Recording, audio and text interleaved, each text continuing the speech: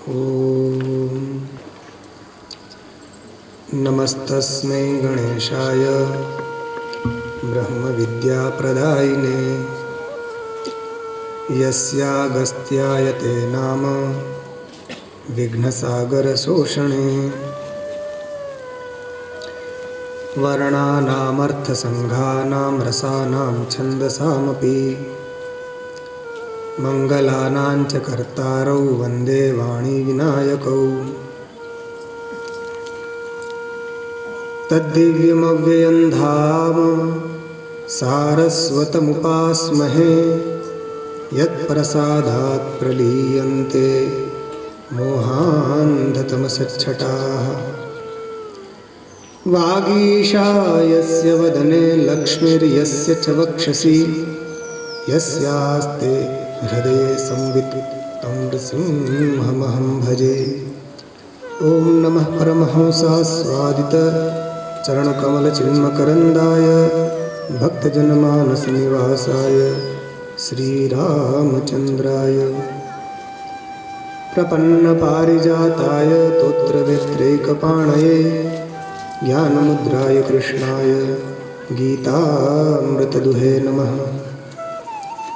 पार्थाय प्रतिबोधितां भगवता नारायणेन स्वयं व्यासेन ग्रथितां पुराणमुनिना मध्ये महाभारतम् अद्वैतामृतवर्षिणीं भगवतीम् अष्टादशाध्यायिनीम् अम्ब त्वाम् अनुसन्दधामि भगवद्गीते भवद्वेषिणीम्।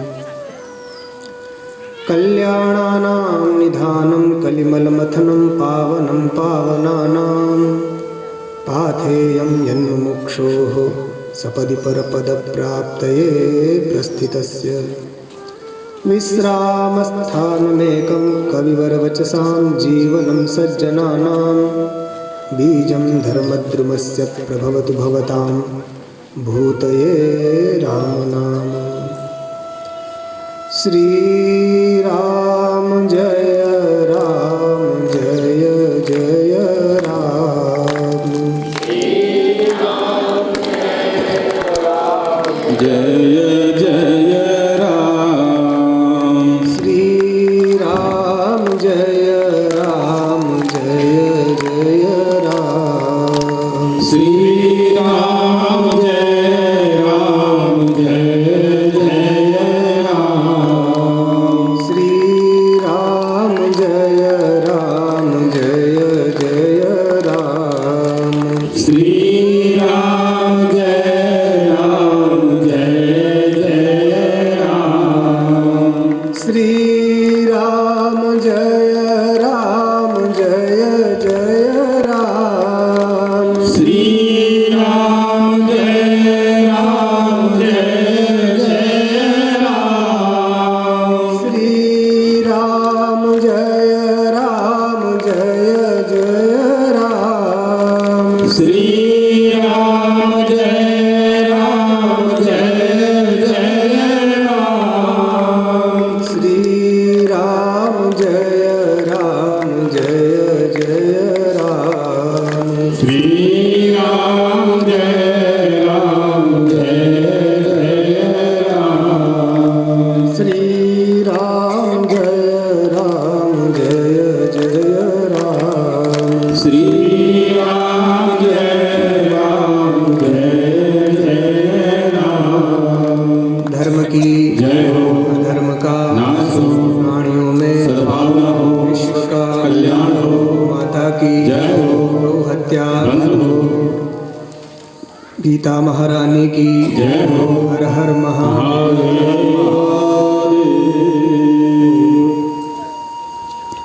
समुपस्थित विद्वत वृंद, गीता प्रेमी देवियों सज्जनों,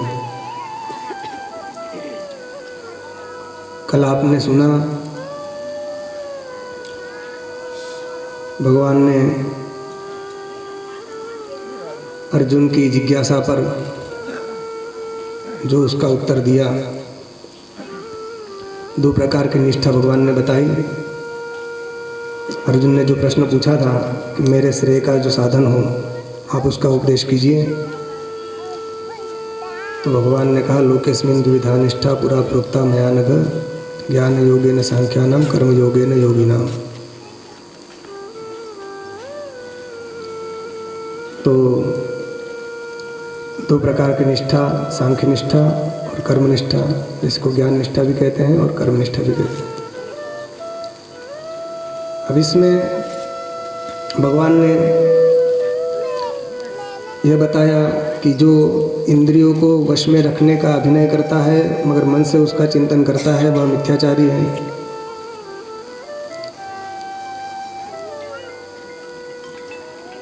और आगे भगवान ने अर्जुन से कहा कि तू नियत कर्म को कर, तुम्हारा जो कर्तव्य कर्म है, नित्य कर्म है, उसको तुम करो। उसी के प्रसंग में सात्विक, राजसिक, तामसिक 3 प्रकार के जो कर्म होते हैं और 3 प्रकार के जो कर्ता होते हैं, इन सब के विषय में आपने कल विस्तार से सुना। आज हम कल से जहाँ से छोड़ा था वहीं से आगे चालू करते हैं। यज्ञार्थात सबसे पहले तो नियतम कुरु कर्मत्वम कर्मज्यायो यह कर्मणः शरीर यात्रा पिचते न प्रसिद्ध्येत अकर्मणः, यहाँ तक कल हुआ था। आज यज्ञार्थात कर्मणोऽन्यत्र लोकोऽयं कर्मबन्धनः तदर्थं कर्म कौन्तेय मुक्तसंगः समाचर। भगवान ने अर्जुन से कहा यज्ञार्थात कर्मणोऽन्यत्र लोकोऽयं कर्मबन्धनः, यज्ञ के अतिरिक्त जितने भी कर्म हैं वही संसार में बंधन में डालने वाले हैं। यज्ञ के अतिरिक्त जितने भी कर्म हैं, तो आप समझेंगे यज्ञ के अतिरिक्त जितने भी कर्म हैं तो यज्ञ का मतलब क्या है। तो हमारे वेद कहते हैं कि यज्ञो वै विष्णु, यज्ञ का मतलब है विष्णु अर्थात परमात्मा ब्रह्म। उस परमात्मा के लिए जो कर्म किए जाते हैं वे ही कर्म वस्तुतः संसार सागर से पार लगाने के हेतु होते हैं। और जो कर्म परमात्मा के अतिरिक्त किए जाते हैं वे कर्म हमें बंधन में डालने वाले होते हैं। परमात्मा की प्रीति के लिए जो कर्म किए जाते हैं वे संसार से छुड़ाने वाले होते हैं, और उसके अतिरिक्त जितने कर्म हैं वे संसार में फंसाने वाले होते हैं। यज्ञार्थात कर्मणोऽन्यत्र लोकोऽयं कर्मबन्धनः, इसलिए तदर्थम हे अर्जुन, तदर्थम, तदर्थम मतलब यज्ञार्थम, यज्ञ के लिए, यज्ञ मतलब विष्णु परमात्मा के लिए। तदर्थम कर्म कौन्तेय, हे कौन्ते, कौन्ते मतलब कुंती का पुत्र। अर्जुन जो है कुंती माता का पुत्र है, इसलिए उसका संबोधन में हुआ हे कौन्ते। तदर्थम यज्ञार्थम तम कर्म कुरु मुक्त संगः समाचर। मुक्त संगः आसक्ति को छोड़कर, हम जब भी कोई कर्म करते हैं उसमें जब हम आसक्ति उसमें ला देते हैं, हमारी किसी रागवश हम कोई कर्म करते हैं तो वो कर्म हमारे बंधन का कारण हो जाता है। और आसक्ति को छोड़कर हम जब कर्म करते हैं तो वही कर्म हमारी मुक्ति का कारण हो जाता है। सात्विक कर्म और कर्ता का हमने विवेचन जो किया था उसमें आया था ना कि जो मुक्त संगो न हमवादी धृत्युत्साह समन्वितः सिद्धि सिद्ध्योर निर्विकारः कर्ता सात्विको उच्यते। तो मुक्त संगः जो आसक्ति से रहित है, जिसको किसी फल की इच्छा नहीं है, कर्म वो कर रहा है, किस लिए कर रहा है, केवल परमात्मा की प्रसन्नता के लिए कर्म कर रहा है, तो वे कर्म उसको बंधन से छुड़ाने वाले हो जाएंगे। एक बहुत आप समझिए कि मनुष्य जो है 4 प्रकार के होते हैं धार्मिक लोग। एक सबसे उत्तम, एक मध्यम, एक कनिष्ठ और एक अधम, 4 प्रकार के धार्मिक लोग होते हैं। तो सबसे उत्तम कौन है? जो निष्काम भाव से कर्म करता है वह सर्वोत्तम करता है।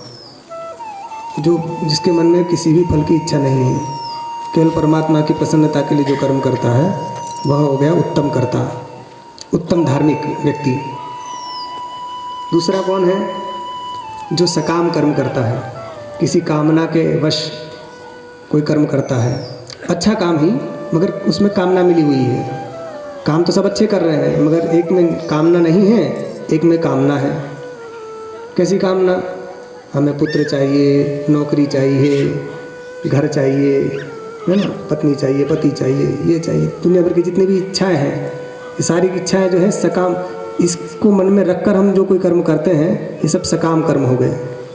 कामना सहित जो होता है उसको सकाम कहते हैं। कामनया सहित सकाम। ऐसा पुरुष जो है वो दूसरे नंबर का है। तो ये दूसरे नंबर के धार्मिक हैं। अच्छा काम तो वे भी कर रहे हैं। और तीसरे होते हैं जो मन में किसी ग्लानि हो जाती है, उस ग्लानि को दूर करने के लिए जो सत्कर्म करते हैं, ये नंबर 3। जैसे दान को आप ले लीजिए, तो एक व्यक्ति दान दे रहा है, किस लिए दे रहा है? कि दान जो है नित्य कर्म में दान की गणना है। यज्ञोदानं तपश्चैव पावनानि मनीषिणाम्। दान नित्य कर्म में भी है, दान प्रतिदिन दान देना चाहिए। तो जैसे युधिष्ठिर महाराज जो थे, उनका नियम था प्रतिदिन दान देते थे। जैसे जितने भी राजा थे भगवान कृष्ण की भी आते कि प्रतिदिन कितना दान देते थे।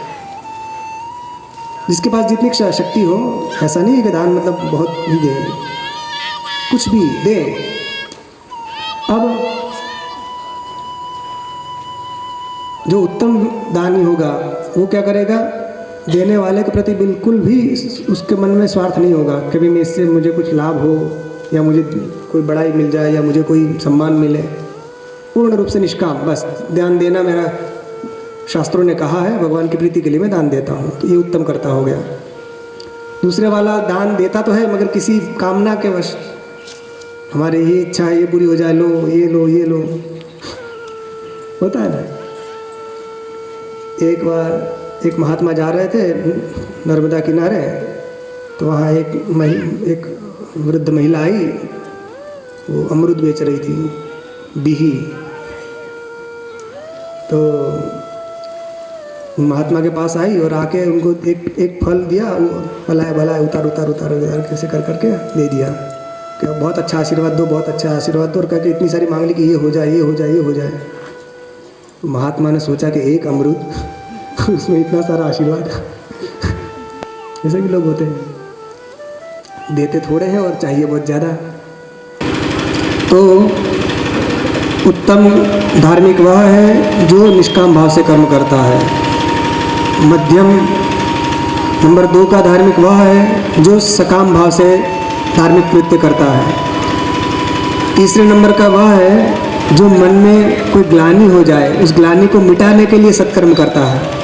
होता है ना, किसी को कोई दोष हो गया, कोई पाप हो गया, तो उसको प्रायश्चित रूप में कोई कर्म करता है, सत्कर्म करता है। ये नंबर 3। और चौथे नंबर का होता है तो जो धार्मिक है नहीं किंतु स्वयं को धार्मिक दिखाने के लिए धर्म का चोला पहनकर, है ना, मिथ्याचार से उच्चते, जो दंभी है, वस्तुतः धार्मिक नहीं है किंतु अपने आप को धार्मिक दिखाता है कि मैं धार्मिक हूँ। तो लोगों को दिखाने के लिए केवल वो धर्म का अनुष्ठान करता है। 4 प्रकार के लोग होते हैं। और राजनीति में भी ऐसा ही है। आज जो नैतिक पतन हुआ है धार्मिक क्षेत्र में और राजनीति के क्षेत्र में, उसका मुख्य कारण यही है। धार्मिक बात बताई हमने, राजनीति में आप समझ लीजिए कि जो पूर्ण देश, जिसके लिए देश सेवा से बढ़कर और कुछ काम नहीं है, उसको अपना जीवन भी प्यारा नहीं है, वह उत्तम राजनेता है। और दूसरे नंबर का वह है कि जो ये सोचता है कि देश का तो भला हो ही जाए, देश का भला होगा तो हमारा भी भला हो ही जाएगा, ये नंबर 2 का। और तीसरा वो है कि जो देश का भला भी चाहता है और साथ में अपना भला भी चाहता है, दोनों का साथ साथ होता रहे।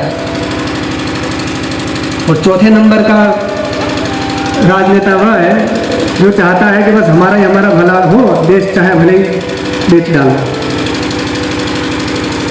ये 4 प्रकार के राजनेता होते हैं धार्मिक क्षेत्र में और राजनीतिक क्षेत्र में। तो वर्तमान में जो पतन हुआ है धार्मिक क्षेत्र में या राजनीतिक क्षेत्र में जो हम देख रहे हैं, जो विसंगति आई है वो चौथे नंबर के लोग बढ़ गए हैं, इसलिए आई है। पहले नंबर 1 वाले थे सब जगह, धर्म के क्षेत्र में, राजनीति के क्षेत्र में। राजनीति खराब चीज़ नहीं है, राजनीति वस्तुतः समाज की सेवा करने का एक माध्यम है, मगर उसमें बहुत विसंगति आ गई क्योंकि वो चौथे नंबर वाले बढ़ गए। जो अंग्रेजों के समय जिन्होंने अपने प्राणों की आहुति दे दी, उन्होंने कब सोचा था कि हमारा नाम अखबार में आएगा या हम टीवी में आएंगे या कुछ आएंगे। उन्होंने तो अपने देश के लिए तो बलिदान हो गए, उन्होंने प्राणों की आहुति दे दी। वो देश के सच्चे सपूत, वो उत्तम, वो अपना स्वार्थ उन्होंने छोड़ दिया, अपने घर परिवार सबको छोड़कर देश की आज़ादी के लड़ रहे थे। हमारे गुरुदेव जगत गुरु जी महाराज वे भी स्वतंत्रता सेनानी रहे हैं, उन्होंने देश की सेवा के लिए जेल की यातनाएं भोगी हैं। अंग्रेजों भगाओ आंदोलन जब शुरू हुआ था, महाराज जी उसमें रहे थे। तो ये जो 4 प्रकार के जो कर्ता ये धार्मिक लोग होते हैं, उसमें चौथे प्रकार के जो लोग हैं उनकी अभी वृद्धि हो गई है, इसलिए इसमें थोड़ा सा ये दिख रहा है, जो मलिनता दिख रही है। मगर भगवान क्या कह रहे हैं अर्जुन से कि तू उत्तम प्रकार का कर्ता बन, है ना। उत्तम प्रकार का मतलब निष्काम भाव से कर्म कर। निष्काम भाव से जब हम कर्म करेंगे तो उसका क्या लाभ होगा? उसका लाभ ये होगा, उससे यह लाभ होगा कि हमारा अंतःकरण शुद्ध हो जाएगा। जब अंतःकरण शुद्ध हो जाएगा तो उस शुद्ध अंतःकरण में परमात्मा का आविर्भाव हो जाएगा, परमात्मा वहाँ प्रकट हो जाएंगे। मलिन स्थान पर परमात्मा नहीं बैठते हैं। आप अपने घर में अपने गुरु को बुलाएं और वहाँ कचरा पड़ा हो, सब मल मूत्र आदि से पड़ा हो, तो वहाँ आकर कोई बैठेगा? कोई मेहमान आपके घर में आया वो भी नहीं बैठेगा। तो जहाँ हमें मेहमान को, अपने गुरु को, अपने परमात्मा को बिठाना है तो वो जगह हमें कितनी साफ करनी पड़ेगी? जो जिसका हृदय, जिसका अंतःकरण जितना ज़्यादा क्लीन होगा, वही परमात्मा का प्रतिबिंब, परमात्मा वहीं पर स्पष्ट रूप से प्रतिभाषित होंगे। ईश्वर सर्वभूतानां हृदयेषु तिष्ठति। भगवान ने कहा ना कि अर्जुन, परमात्मा सब प्राणियों के हृदय में निवास करता है, तो सबके हृदय में है। ब्रह्मा से लेकर चींटी तक एक ही परमात्मा सब में है। तो आप कहेंगे दिखता क्यों नहीं है? इसलिए नहीं दिखता है क्योंकि अभी मेल जमा हुआ है। मेल जब दूर हो जाएगा तो वो परमात्मा दिख जाएगा। मन मलिन तन, वो है ना, राम रूप देखे किमि दीना। जिसका मन रूपी मुकुर मलिन है, उसको राम दर्शन नहीं हो सकता। इसलिए हम अपने मन रूपी मुकुर को इतना घिस के इतना क्लीन कर दे कि वहाँ परमात्मा की स्वयं की इच्छा हो जाए कि चलो यहाँ बहुत अच्छी जगह है, चलो। होता है ना? देखिए सूर्य की किरणें सब जगह पड़ती है ना। मिट्टी के ढेले में भी पड़ती है, पत्थर में भी पड़ती है, पानी में भी पड़ती है, कांच में भी पड़ती है। किंतु उसकी प्रतिक्रिया, सूर्य की जो किरणों का जो प्रतिबिंब, वो रिफ्लेक्शन कहाँ होता है? मिट्टी में होगा, मिट्टी के ढेले में या पत्थर में? क्यों? जल में होता है, कांच में रखो तो और दूसरी जगह प्रकाशित होता है। पहले के ज़माने में गुफाओं में जहाँ सूर्य की प्रकाश नहीं जाता था तो क्या करते थे, बड़े बड़े कांच बाहर रख देते थे। तो उस कांच के प्रकाश से वहाँ सूर्य की किरणें जाती थी और उसके द्वारा फिर अंदर जाती थी। तो वहाँ क्या बात है कांच में? तो कांच एकदम स्वच्छ है, जल स्वच्छ है, इसलिए उसमें वो किरणें प्रतिबिंबित हो रही है। सूर्य में किसी प्रकार का भेदभाव नहीं है, वो अपनी किरणों में किसी प्रकार का भेदभाव नहीं करता कि हम महल में पड़ेंगे और मलमूत्र के स्थान पर नहीं पड़ेंगे। हमारी किरणें सब जगह गिरती हैं, किंतु जहाँ स्वच्छता होती है वहीं उसकी प्रतिबिंब फलित होता है। वो स्वच्छता कैसे आए, तो वही भगवान अर्जुन को सिखा रहे हैं कि तेरा मन स्वच्छ कब होगा?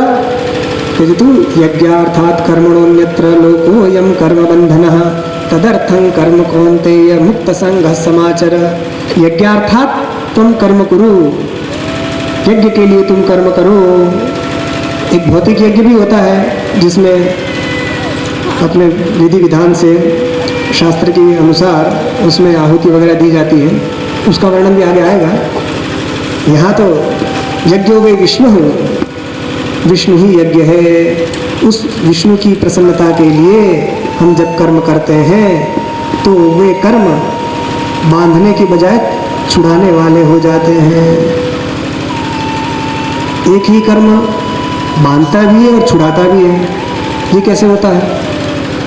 आप उसको दृष्टांत से समझें तो जैसे ताला होता है ना, तो ताले को खोलने के लिए चाबी होती है, तो खोलने के लिए अलग चाबी और बंद करने के लिए अलग चाबी होती है कि एक होती है?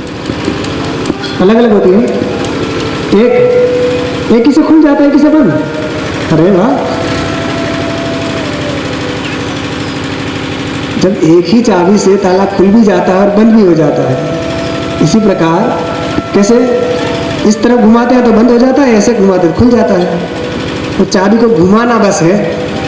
हम इसको संसार की ओर घुमा देंगे, परमात्मा की प्रीति के बदले संसार की प्रीति के लिए हमने इसका उपयोग किया कर्म का, तो ये हमें बांध देंगे।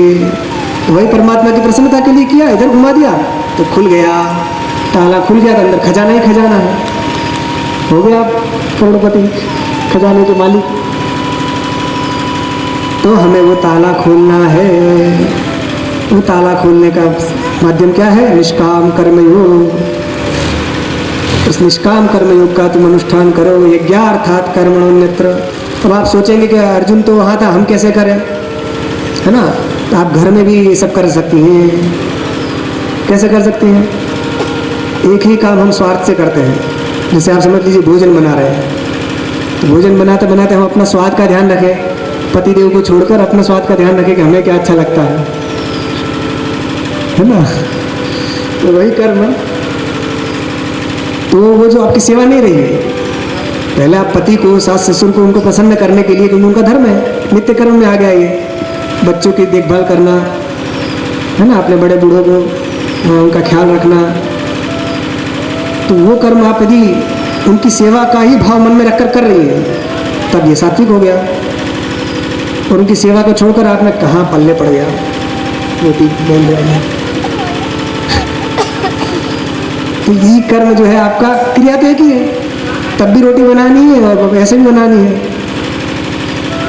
मगर वो जो भाव बदल गया तो उसके कारण उसका फल भी बदल गया। एक आपके अंतःकरण को शुद्ध करता था तो दूसरा आपके अंतःकरण को मलिन करेगा। क्योंकि सात्विक कर्म का फल होता है सुख और राजसिक कर्म का फल होता है दुख। एक ही क्रिया से आपको सुख भी मिल सकता है, उसी क्रिया से आपको दुख भी मिल सकता है। अभी आपको सोचना है कि आपको सुख चाहिए या दुख चाहिए। आदमी चाहता, हर व्यक्ति चाहता है कि सुख मिले, किंतु फिर भी अंदर की वो जो मलिनता है उसको निकाल नहीं पाता है। होता है ना, कई लोग व्यसन करने लग जाते हैं, तो चाहते तो हैं कि व्यसन छोड़ दें, किंतु छोड़ नहीं पाते हैं। बुद्धि कहती है कि छोड़ दो, मगर वो मन जो है ना वो कमजोर कर देता है। तत्व पक्षपातो ही ध्यान स्वभाव।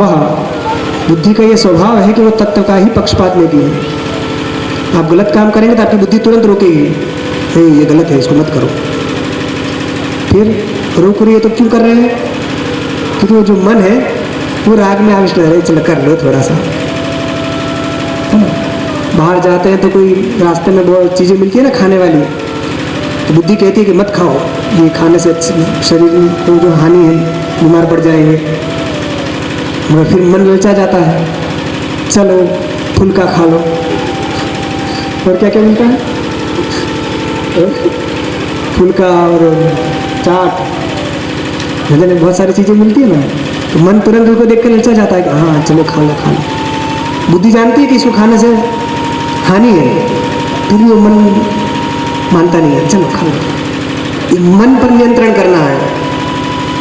जब हम अपने मन पर नियंत्रण कर लेंगे तो फिर हम संसार के बादशाह हो जाएंगे, फिर हम किसी के दास नहीं होंगे। जब तक हम मन के दास हैं तब तक हम सभी के दास हैं। और जब मन हमारा दास हो जाएगा तब हम संसार के एक छत्र शासक बन जाएंगे। कोई एक राजा था, उसने सब लोगों को जीत लिया, अपनी माँ के पास आया, प्रणाम किया और माँ से कहा कि माँ मैंने सब राजाओं को जीत लिया है। तो माँ ने बोली नहीं बेटा, अभी तूने किसी को नहीं जीता है। अरे सब जगह मेरा डंका बज रहा है, सब लोग कह रहे हैं कि मैंने सबको जीत लिया है, तुम कह रही मैंने नहीं जीता। बताओ कौन ऐसा है कि जिसको मैंने नहीं जीता। बेटा अभी तुमने किसी को नहीं जीता। अच्छा बताओ कौन है वो? कि तुमने अपने मन को नहीं जीता। तुम अपने मन को यदि जीत लोगे तो फिर तुम्हें किसी को जीतने की आवश्यकता नहीं रहेगी। और मन को नहीं जीता तो सारा संसार को जीत कर भी आप हारे हैं। मन के जीते जीत है और मन के हारे हार। इसलिए उस मन पर नियंत्रण करना है। तो मन कब नियंत्रित होगा? कि जो हम अच्छे कर्म जब करेंगे तो हमारा ये मन निर्मल होगा। अच्छे कर्म मतलब निष्काम भाव से जब कर्म करेंगे तब हमारा मन मल रहित हो जाएगा। जब निर्मल मन हो गया तो हम प्रभु के प्यारे हो जाएंगे। भगवान कहते हैं ना, निर्मल मन जन सो मोहि पावा, मोहि कपट छल छिद्र भाव। निर्मल मन जन सो मोहि पावा। भगवान को निर्मल मन वाले अच्छे लगते हैं। आप देखिए ना, छोटे छोटे बच्चे होते हैं वो सबको क्यों अच्छे लगते हैं? बहुत छोटे छोटे से जो होते हैं, बड़े हो जाए तो फिर देखते ही जो पसंद होते हैं, कहीं पसंद आते कहीं नहीं पसंद आते। तो बच्चे जो होते हैं उनमें राग द्वेष की मात्रा बहुत कम होती है।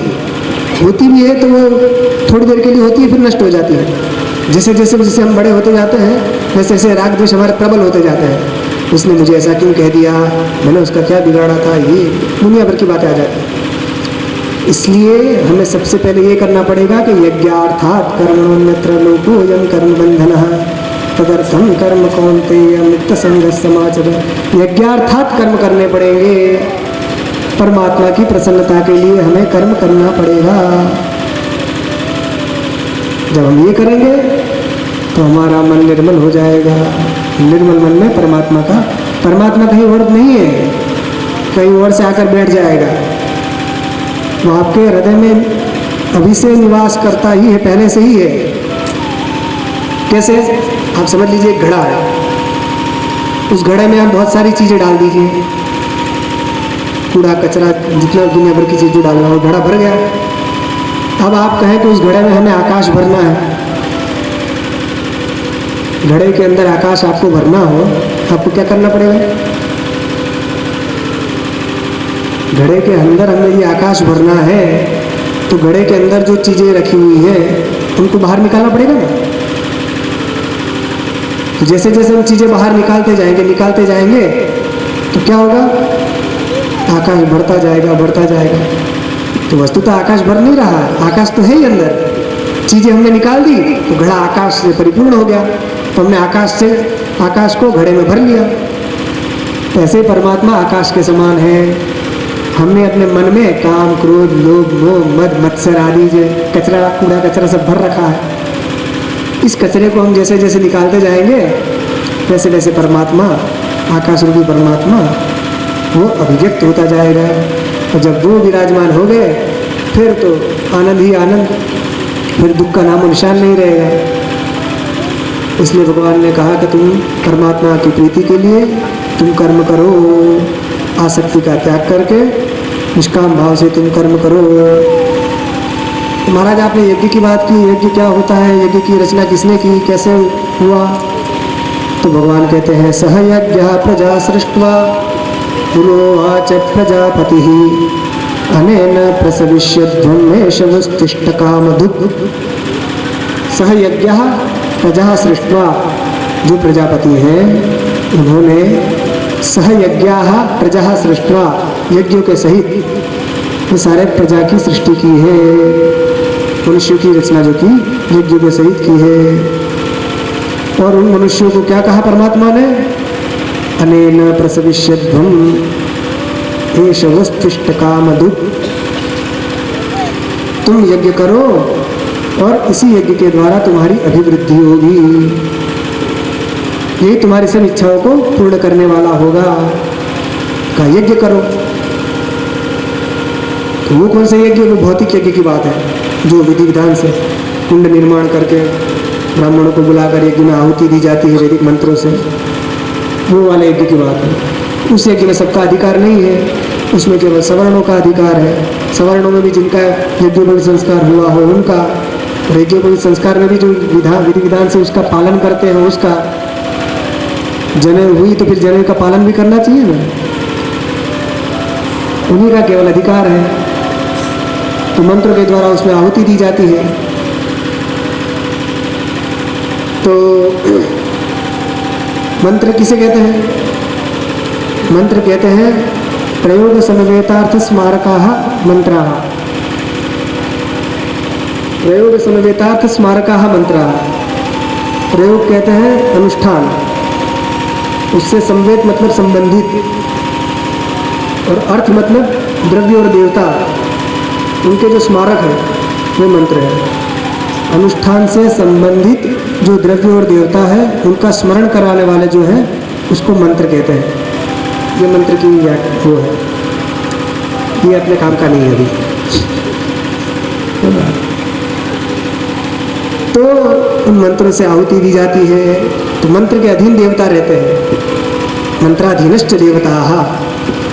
देवता लोग मंत्र के अधीन रहते हैं, मंत्र से आहुति दी जाती है तो उनके द्वारा फिर वो देवताओं को वरदान देना पड़ता है।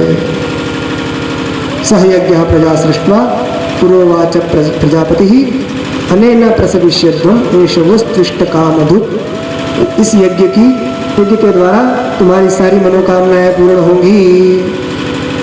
तो जिसका जिसमें अधिकार है वो व्यक्ति वो काम करता है तो उसको सफलता मिलती है।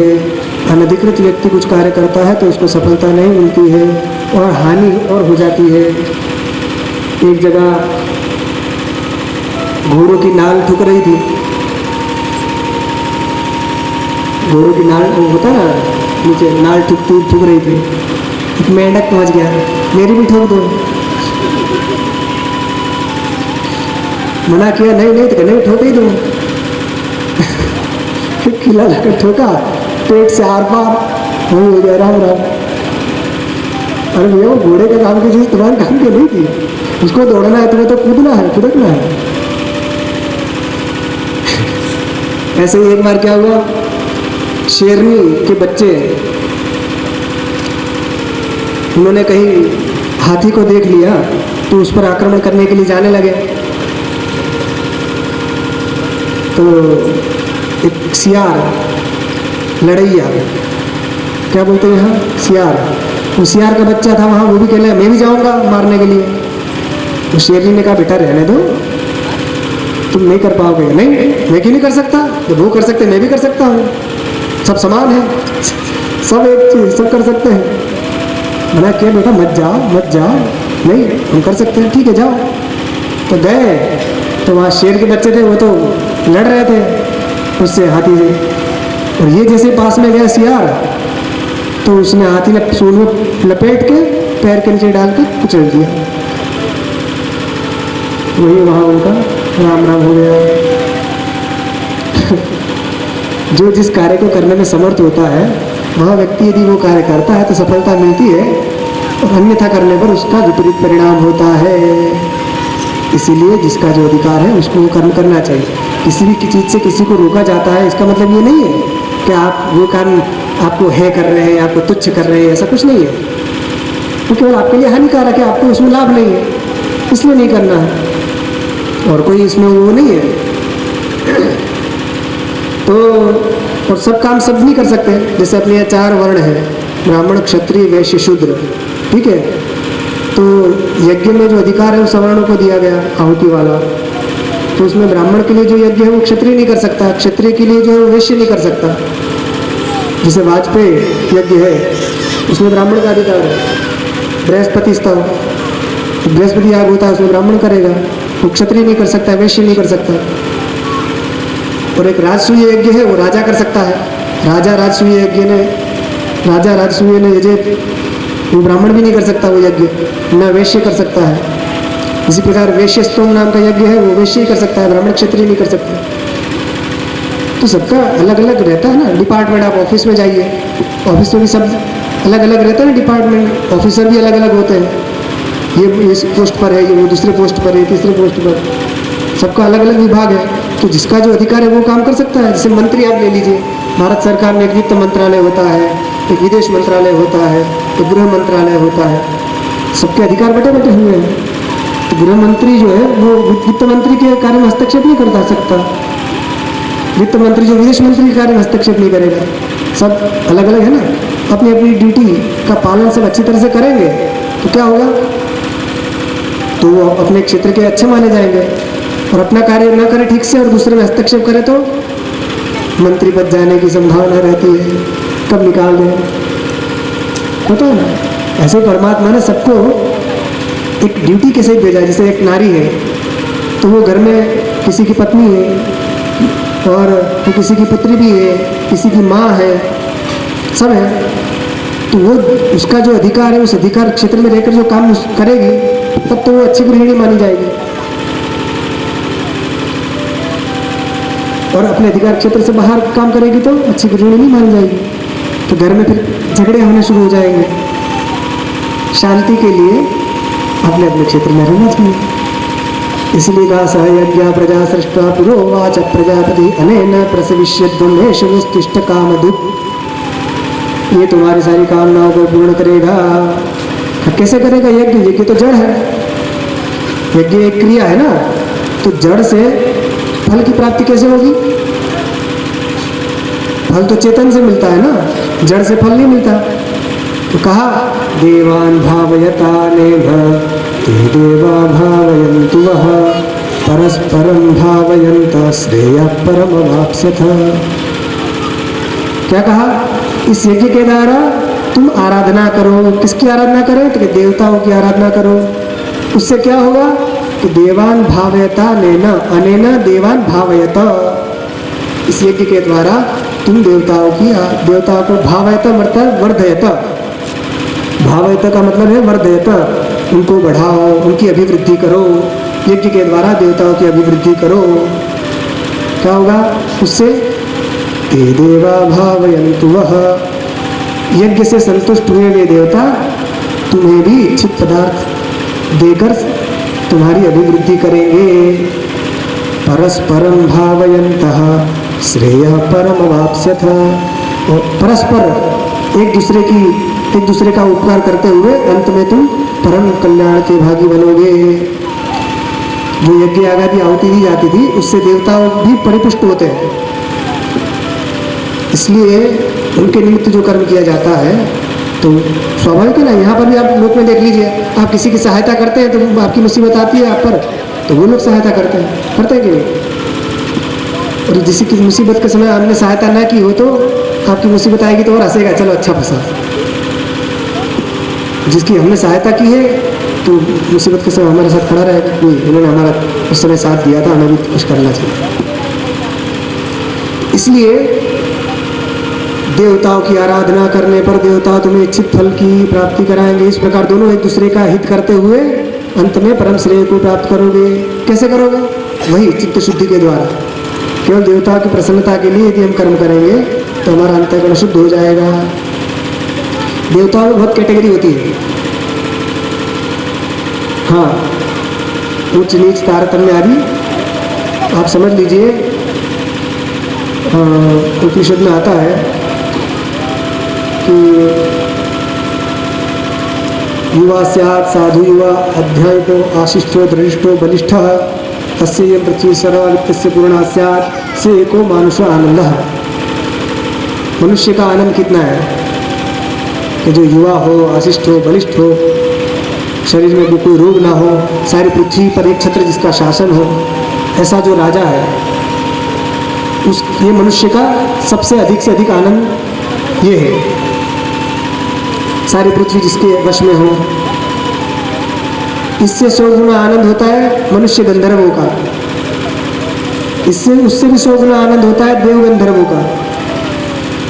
उससे भी 100 गुना आनंद जो होता है जो कर्म से देवता बनते हैं, कर्म से देवत्व प्राप्त होता है। एक होते नित्य देवता और एक होते अच्छे कर्म करने के बाद जब मर जाते हैं तो उनको देवताओं की श्रेणी में उनको स्थान मिल जाता है।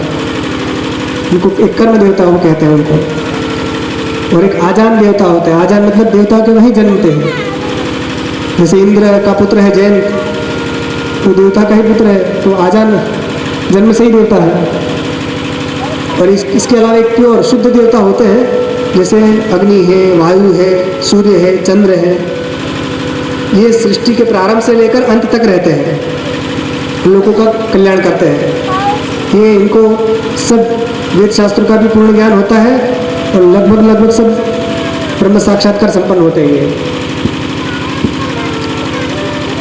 तो मगर उनकी मुक्ति तब तक नहीं होती कि जब तक प्रलय ना हो जाए, कल्प का अंत ना हो जाए, क्योंकि ये अधिकारी पुरुष है।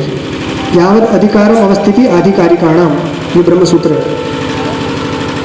विशिष्ट लोग जब लोग का कल्याण करने के लिए पृथ्वी पर आते हैं तो तब तक रहते हैं कि जब तक उनकी वो अपना उनका प्रारब्ध कैसा है, लोक कल्याण के लिए ही उनका प्रारब्ध निमित्त है। उनका अधिकार समाप्त होने पर ही मुक्त हो जाते हैं। मुक्त ही होते हैं किंतु कुछ समय के लिए आते हैं और फिर जैसे वशिष्ठ जी हैं और दूसरे जो महात्मा हैं, ये अधिकारी पुरुष हैं। अब ये तो हो गया एक भौतिक यज्ञ। तो कहा कि उस भौतिक यज्ञ के द्वारा आप देवता की आराधना करेंगे तो देवता तुम्हें संतुष्ट करेंगे और वही इच्छित फल देंगे। इष्टान भोगानि वो देवा दास्यन्ते यज्ञ भाविताः। यज्ञ के द्वारा अभिवृद्धि को प्राप्त हुए देवता तुम्हें इच्छित पदार्थ देंगे। इष्टान भोगानि वो देवा दास्यन्ते यज्ञ भाविताः। और तेर दत्तान अप्रदायेभ्यो यो भुंक्ते स्तेन एव सः।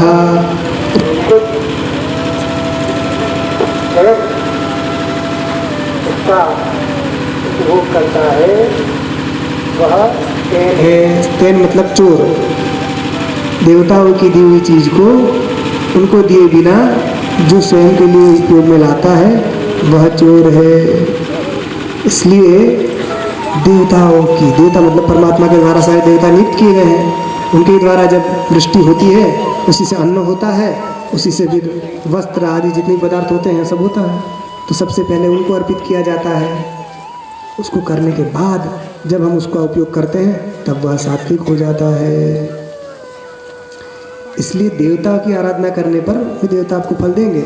मन चाहे देवता बनाकर उनकी आराधना करोगे तो फल नहीं मिलेगा। आज का कलयुग में बहुत सारे मन चाहे देवता बन गए ना। कितने देवता बना लेते हैं मन से ही। जो देवता नहीं भी हैं उनको भी देवता मान लिए। अनर्थ जो है अशास्त्रीय कर्म करने पर अनर्थ होता है। शास्त्र के अनुसार जो चलता है उसका अनर्थ नहीं होता है। आप सत्य के मार्ग पर चलेंगे, थोड़ी कठिनाई आएगी मगर विजय आपकी होगी। पांडवों ने धर्म को नहीं छोड़ा है ना, तो आज पांडवों की जय जयकार होती है ना। और कौरवों की, दुर्योधन की कोई जय बुलाता है? अर्जुन को आज भी याद करते हैं, युधिष्ठिर, धर्मराज युधिष्ठिर को सब याद करते हैं।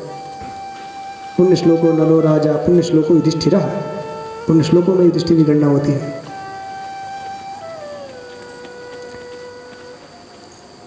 वो एक श्लोक भी है कि धर्मम विवर्धति युधिष्ठिर कीर्तनेन पापम प्रणश्यति वृकोदर कीर्तनेन। और अर्जुन का भी ऐसा एक है। और माद्री सुतौ कथयताम न भवन्ति रोगाः। युधिष्ठिर का कीर्तन करने से धर्म की वृद्धि होती है। भीमसेन का कीर्तन करने से वृकोदर कीर्तन है। पापम प्रणश्यति वृकोदर कीर्तन है, पाप की हानि होती है। और अर्जुन का है, अर्जुन का भी ऐसा कुछ है। और माद्री सुतौ कथयताम न भवन्ति रोगाः। नकुल और सहदेव का नाम लेने से रोग नहीं होते हैं। दुर्योधन का सुना कहीं कि दुर्योधन का नाम लेने से ये होता है, कि दुशासन का नाम लेने से कुछ होता है। ये पापी है, मिथ्याचारी है। तो हमें सन्मार्ग पर चलना चाहिए। हम कितनी भी कथा सुन ले, कितने भगवान के सत्संग में चले जाएं या मंदिर चले जाएं, मगर सन्मार्ग पे नहीं चलेंगे तो हम परमात्मा के प्रिय नहीं होंगे, क्योंकि परमात्मा का अवतार ही सन्मार्ग की स्थापना के लिए होता है। गीता में भगवान ने कहा ना, यदा यदा ही धर्मस्य ग्लानिर्भवति भारत अभ्युत्थानम अधर्मस्य तदात्मानं सृजाम्यहम्। तो क्यों आते हैं, आत्मा को क्यों सृजित करते हैं आप, क्यों प्रकट होते हैं? परित्राणाय साधूनाम विनाशाय च दुष्कृताम धर्म संस्थापनार्थाय संभवामि युगे युगे। मैं धर्म की स्थापना करने के लिए युग युग में प्रकट होता हूँ। तो परित्राणाय साधूनाम, साधु पुरुषों की रक्षा करने के लिए और दुष्टों का संहार करने के लिए। तो साधु पुरुष कौन है? साधु का मतलब भगवाधारी नहीं है।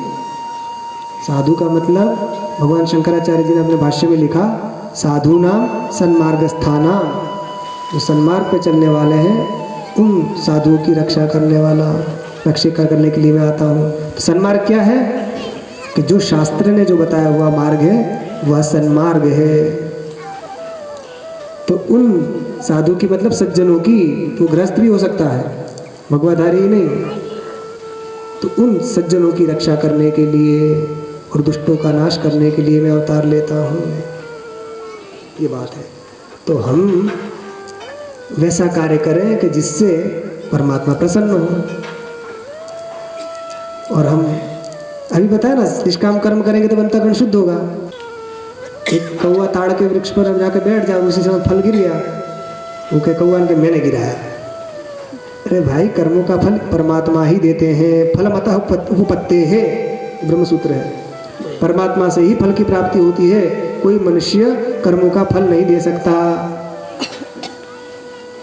संत महात्मा भी जो होते हैं वे आपके कर्मों का फल नहीं देते हैं आपको। वे क्या होता है, मूल रूप से वे आपकी अनुशंसा कर देते हैं एक प्रकार से। परमात्मा की ऑफिस में आपकी अनुशंसा वहाँ दाखिल हो जाती है, तो वहाँ मूल साइन तो वहीं से होकर आती है, मगर जो सच्चा होता है उसी की अंदर पहुँच होती है। प्रधानमंत्री जी जो होते हैं उनके पास सबकी पहुँच थोड़ी होती है, जो उनका खास होता है वही तो पहुँचता है। इसी प्रकार आप जितना आपका अंतःकरण शुद्ध कर लेंगे तो उतनी आपकी परमात्मा तक पहुँच हो जाएगी। संत महात्मा क्या करते हैं, वो अपने अंतःकरण को शुद्ध कर लेते हैं तो उनकी परमात्मा तक पहुँच हो जाती है। तो वो सबके लिए खुला है ये द्वार। आप भी अपने अंतःकरण को शुद्ध कर लीजिए, आप भी डायरेक्ट परमात्मा से कनेक्ट हो जाइए। नेटवर्क बिल्कुल फुल मिलेगा, कोई डिस्टर्ब नहीं होगा इसमें। तो क्या होता है, लोग वही समझ लेते कि यही दे रहे हैं। मूल बात क्या है कि जब संतों महात्माओं का जब उनका सम्मान करते हैं तो उनके माध्यम से परमात्मा खुश होते हैं कि भाई इन्होंने हमारी मूर्ति, साधु महात्मा को भगवान की मूर्ति माना जाता है। तो भगवान समझते हैं कि ये मेरी पूजा कर रहे हैं, इसलिए फल मिल जाता है। और उनकी निंदा करने पर भगवान समझते हैं कि हमारा अनर्थ कर रहा है, हमारा विघ्न डाल रहा है, इसलिए उसको फिर दंड मिलता है। मगर जो महात्मा हो उसकी बात है, जो सच्चे संत हो उनकी बात चल रही है, और उनकी गणना आजकल बहुत कम होती जा रही है ना। इसलिए बहुत सावधान रहना पड़ता है। इसी भेष में बहुत सारे गड़बड़ लोग भी आ जाते हैं, इसलिए बहुत सावधान रहना पड़ता है। आचार विचार सब देखकर कौन कैसा है तभी विश्वास करना चाहिए। पहले ऐसी बात नहीं थी, मगर अब समय ऐसा चल रहा है। तो हम मूल बात ये बता रहे थे कि हमें गुरु की बात पर विश्वास करके गुरु के बताए हुए मार्ग पर चलना चाहिए, तभी हमारा कल्याण होता है। गुरु के बचन प्रतीति न जेहि, सपने हो सुलभ न सुख सिद्धि तेहि। गुरु के वचन पर जिसको विश्वास नहीं होता है उसको स्वप्न में भी सुख नहीं मिलता है, न सिद्धि की तो बात ही दूर है। न उसको सुख मिलता है न उसको सिद्धि मिलती है। इसलिए जब गुरु ने कह दिया, गुरु के गुरु जगत गुरु ने कह दिया, तो क्यों कर रहे हो? अपने देवी देवता के कमज़ोर हैं, अपने हनुमान जी कम जय हैं, गणेश जी हैं, दुर्गा जी हैं, शिव जी हैं, राम हैं, भगवान कृष्ण हैं, एक से एक अपने देवी देवता सब समर्थ हैं, भोग मोक्ष दोनों में समर्थ हैं। उनको छोड़कर हम दूसरी जगह जाएं तो हमारा ही अनर्थ होगा। इसलिए समझदार को तो इशारा ही काफ़ी है, ना समझो के लिए बार बार कहना पड़ता है, और कहने के बाद भी ना मानो तो भैया तुम जानो। जाहिलों की बात क्या, लुट गए आकिल यहाँ, तुझको जो सूझे सुकर कहना ही अपना काम है। जाहिल मतलब मूर्ख, जाहिलों की मूर्खों की बात ही क्या, यहाँ तो बड़े बड़े बुद्धिमान लोग लुट गए। जाहिलों की बात क्या, लुट गए आकिल यहाँ, आकिल मतलब बुद्धिमान। तो भैया अपना तो बताने का काम था, बता दिया, आगे आपकी जैसी इच्छा। हाँ, अब अपन अपने प्रसंग पे आ जाए। हाँ, देवान तो ये हम कह रहे थे कि देवताओं की आराधना करने पर देवता आपकी सहायता करेंगे। तो कौन देवता? जो शास्त्रीय देवता है, शास्त्रों में जिनको देवत्व प्राप्त है, वे देवता देव हैं मुख्य रूप से। मन चाहे आपने देवता बना लिए,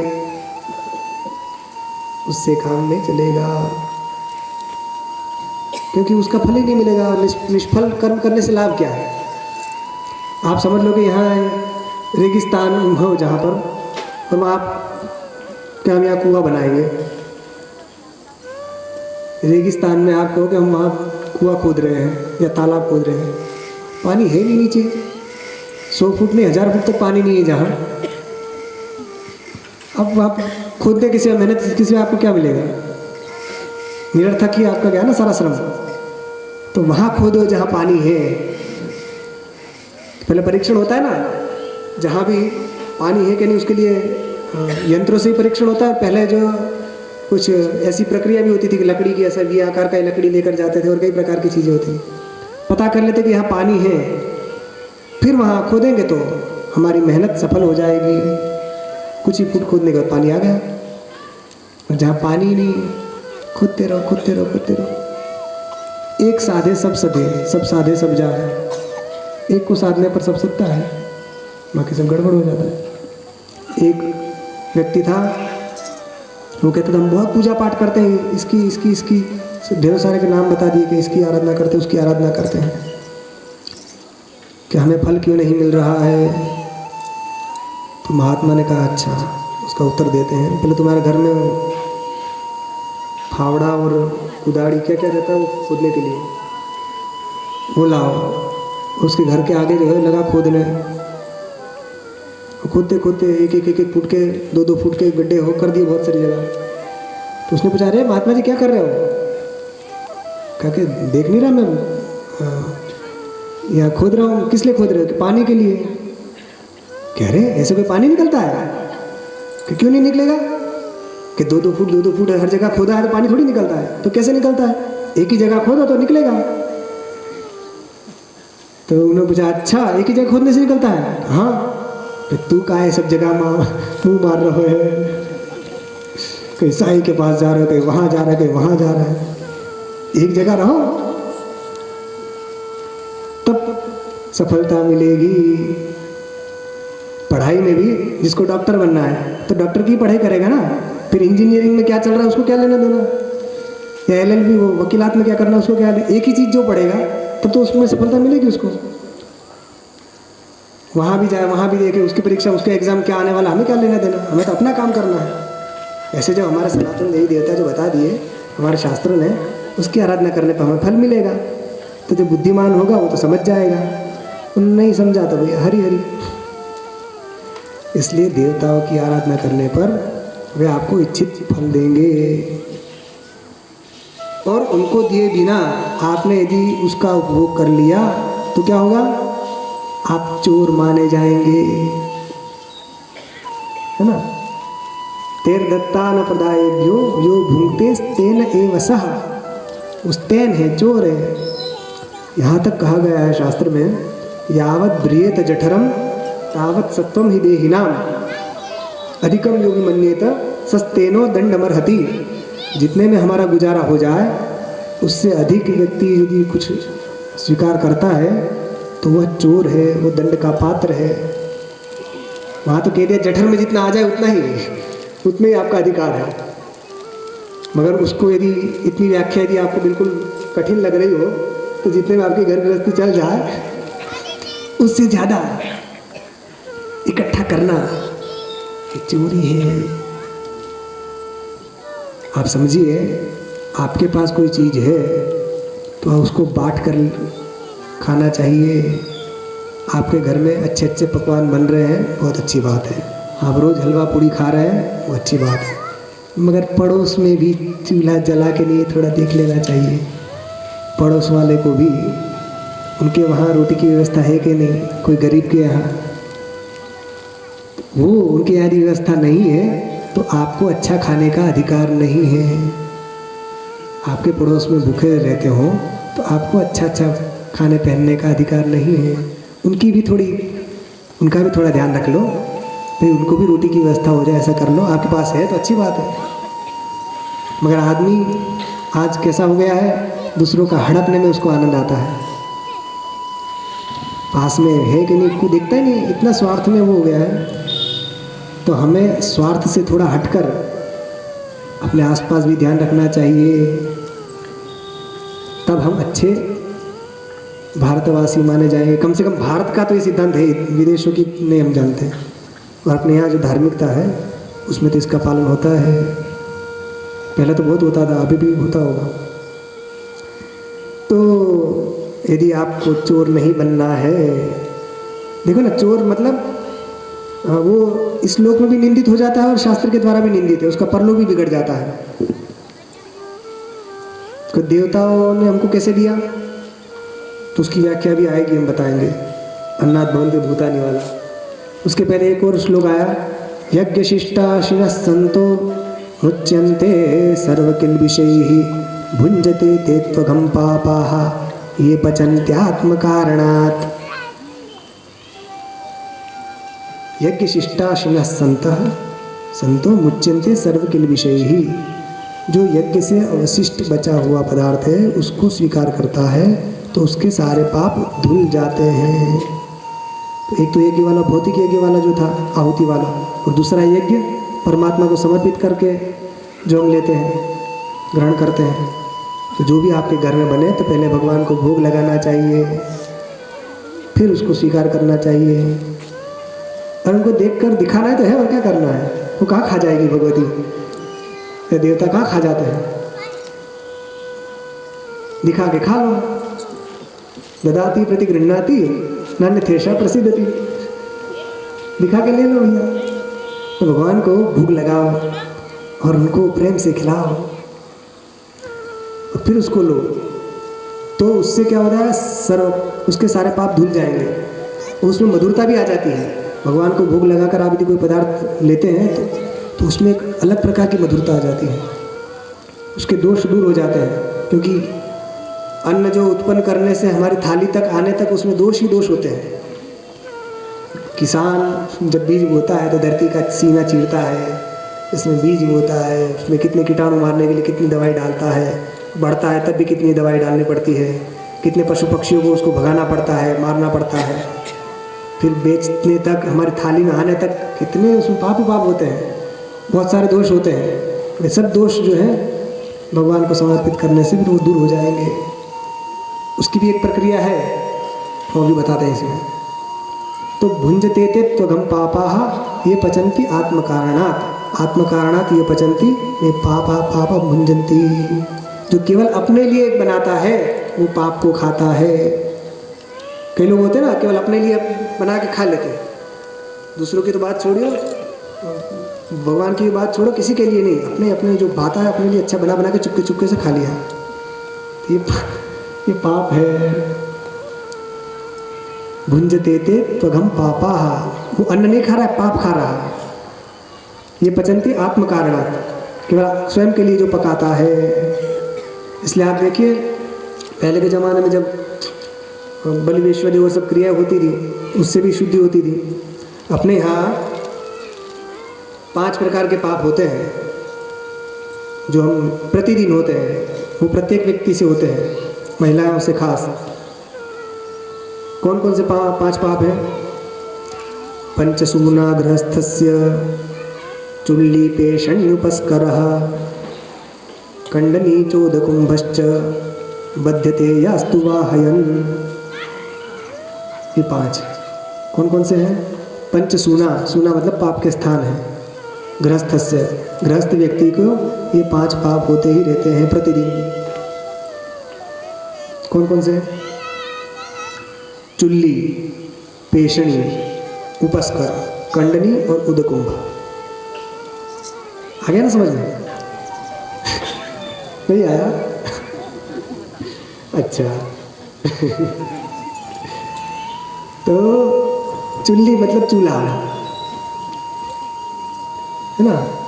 चूल्हा मतलब आजकल तो गैस आ गया, तो जब आप भोजन बनाते हैं तो उसमें सूक्ष्म जीव जंतु उसमें नष्ट हो जाते हैं। पहले चूल्हा लगाते तो चूल्हे में भी कई लकड़ी में कोई कीड़ा मको कुछ कीड़े जंतु होते हैं, कुछ कहीं उसमें कंडे में हो गए हों या उसकी अग्नि से आसपास कहीं आ गए वो जल जाते थे। आजकल गैस आ गया तो गैस से भी कुछ ना कुछ हो जाता है। तो चूल्हा ये पाप का स्थान है। पेशणी मतलब चक्की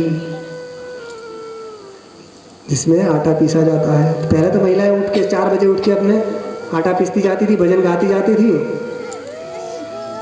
सुबह 4 बजे से उठकर भगवान के भजन चल रही और कई कई चीज़ें चलती थी, और ताज़ा ताज़ा पीसती थी और ताज़ा ताज़ा खाती थी, बनाती थी। आजकल तो पहले से सब कर रखना पड़ता है ना, तो पहले महिलाएं बीमारी नहीं होती थी, खूब मेहनत करती थी। और आजकल तो बैठे बैठे चाहिए सब, तो सारे रोग आने लगे। ये शुगर और ये सब बीमारी कहाँ किसी ने सुनी थी? बीपी हाई हो गया और क्या क्या हो जाता है, हाई ब्लड प्रेशर, न जाने कितने कितने रोग आ गए। ये होते नहीं थे कोई रोग। ये दिन भर सुबह से लेकर काम काम काम, जो काम करता है तो उसको कहाँ रोग आता है? तो चुल्ली, पेशणी, पेशणी मतलब चक्की, चक्की पीसते पीसते पीसते। और उपस्करा, उपस्कर मतलब बुआरी, झाड़ू, झाड़ू लगाते ना तो उसमें भी जीव जंतु मर जाते हैं। कई बार हो जाता है किसी के बेचारे कीड़े मकोड़े के कोई घर होता है वो भी निकल जाता है, साफ सफाई करनी पड़ती है। तो चुल्ली, पेशणी, उपस्करा, चूल्हा, चक्की और जो झाड़ू साफ सफाई करते हैं, बुआरी करते हैं। कितने हो गए? 5 हो गए? 3 हुए?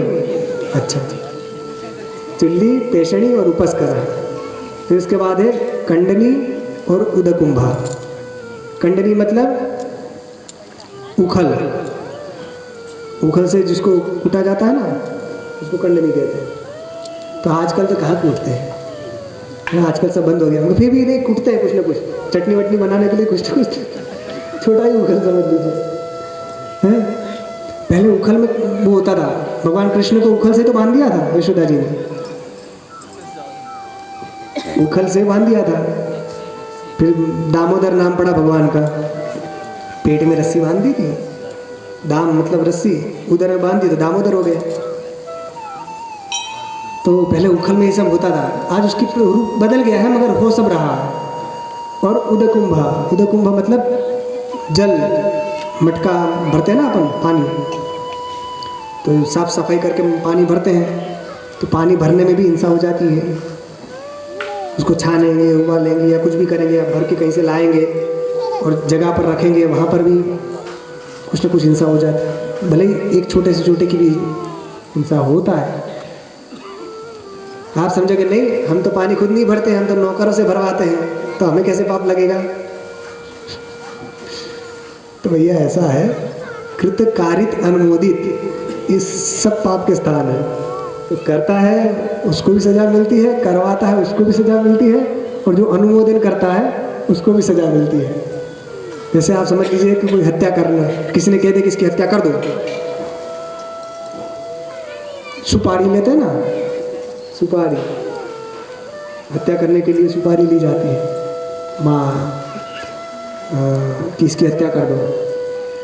तो एक व्यक्ति ने दे दिया इतना रुपया कि इसको मार डालो, तो जिसने रुपया दिया तो वो भी तो अपराधी है, उसको भी सज़ा मिलेगी ना, और जिसने मारा है उसको भी सज़ा मिलेगी। और जो जिसने सहायता की है सबूत मिटाने के लिए या फिर और भी प्रकार की, जिसने अनुमोदन किया है कि हाँ अच्छा किया, मार डालो मार डालो। तो इसी प्रकार बुरे काम में भी ऐसा है, अच्छे काम में भी ऐसा है। आप अच्छे काम करोगे तो भी आपको पुण्य मिलेगा, अच्छे काम करवाओगे तो भी पुण्य मिलेगा, उसका अनुमोदन करोगे तो भी पुण्य मिलेगा। कहई सुनई अनुमोदन करई, ते गोपद इव भव निधि तरई। कहई सुनई अनुमोदन करई, ते गोपद इव भव निधि तरई। गाय के खुर से जितना गड्ढा हो जाता है उसमें पानी भर दो, उसको पार करने में कितनी देर लगती है। इसी उसी प्रकार संसार सागर उस मनुष्य के लिए इतना छोटा हो जाता है कि जो भगवान का चरित्र कहता है, जो सुनता है और जो उसका अनुमोदन करता है, उनको पुण्य मिलता है। तो ये 5 प्रकार के पाप होते हैं। पंचसूना गृहस्थस्य चुल्ली पेशण्युपस्करः, खंडनी चोदकुंभश्च बध्यते यास्तु वाहयम्। तो जो स्वयं नहीं करते दूसरे से करवाते हैं, हम भोजन नहीं बनाते तो हमें क्यों पाप लगेगा? अरे बनवा तो रहे हो, उसका भी पाप आएगा। हम झाड़ू नहीं लगाते हैं, आजकल तो बहुत बड़े घरों में सब है, नौकर चाकर सब रखे रहते हैं, भोजन बनाने वाले, झाड़ू करने वाले सब रखे रहते हैं, बर्तन वाले। तो आपने भले उनको कह दिया मगर करवा तो आप रहे हैं, तो दोष लगेगा। तो ये 5 दोष होते थे, तो इनकी निवृत्ति के लिए शास्त्रों ने 5 प्रकार के यज्ञ भी बताए थे। 5 यज्ञ, इनको महायज्ञ कहते हैं। कौन कौन है? अध्यापनम ब्रह्मयज्ञः, पितृयज्ञस्तु तर्पणम, देवो होमो बलिर्भूतो, इंद्रियज्ञो तिथि पूजनम। ये 5 कौन कौन से? अध्यापनम ब्रह्मयज्ञ, जो पढ़ाया जाता है उसको ब्रह्मयज्ञ कहते हैं। विद्या का दान दिया जाता है ना, उसको ब्रह्मयज्ञ कहते हैं। ब्रह्मयज्ञ का मतलब मूल रूप से तो वेद को ही पढ़ाना होता है, और आधुनिक दृष्टि से देखें तो कोई भी विद्या का दान दीजिए तो ये ब्रह्मयज्ञ के समकक्ष थोड़ा थोड़ा मान लिया जाएगा। तो पढ़ाना ये ब्रह्मयज्ञ हो गया।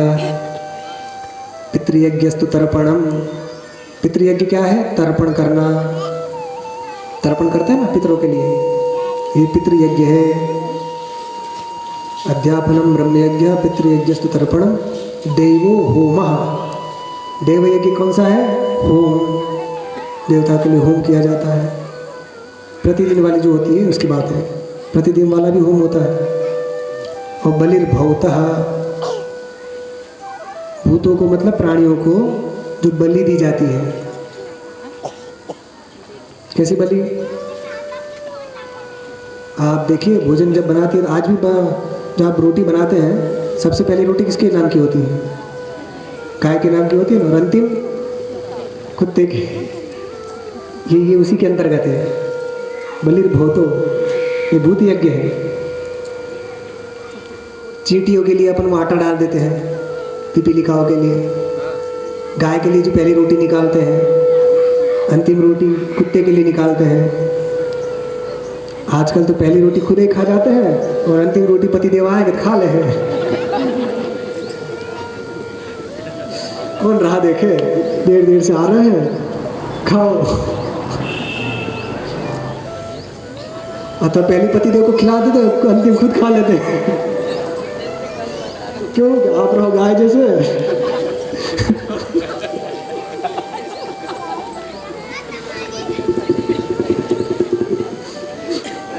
नहीं, अपने सिडनी वाले तो ऐसे नहीं करते हैं, है ना। अपने यहाँ तो सब संस्कारित हैं, नहीं करते ना? करते हैं? कौन कौन करता है? हाथ ऊंचा करो। देखो कोई नहीं करता है।